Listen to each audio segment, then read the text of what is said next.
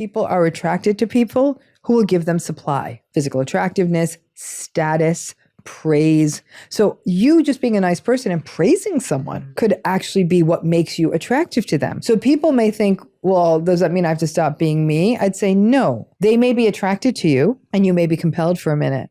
But the key is then to know how to get off the carousel before it starts going too fast. Why is it all of a sudden we're feeling this kind of awareness in culture? Has it always been there? Has it increased? What's happened? It's always been there, Jay. I think as long as there were people, it has been there. And I always say to people, open up a history book.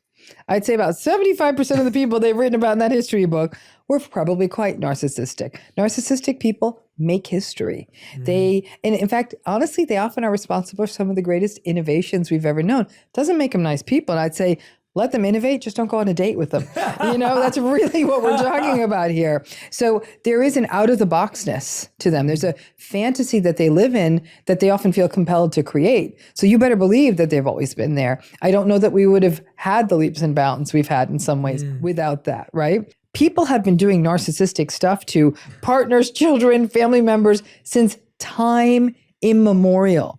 We just didn't have a name for it. I think at some level, because until recently, I think almost all cultures were probably much more authoritarianly, patriarchically organized.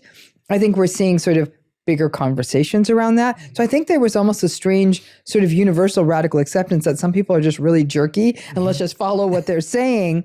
And so we just didn't even think of it that way. But we see history books of kings who were ogres and invaders who were horrific, and these were not nice people.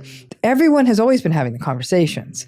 We're using different languaging now, and if anything, we now have a construct. We now understand this hangs together. There are people with these personalities.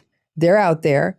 The way they show up in relationships is pretty consistently the same. And instead of blaming yourself and wondering what you could do, it's not you. Yeah. It's really them, and they're having their process and their journey, and probably not going to get the help they need to defend it against it.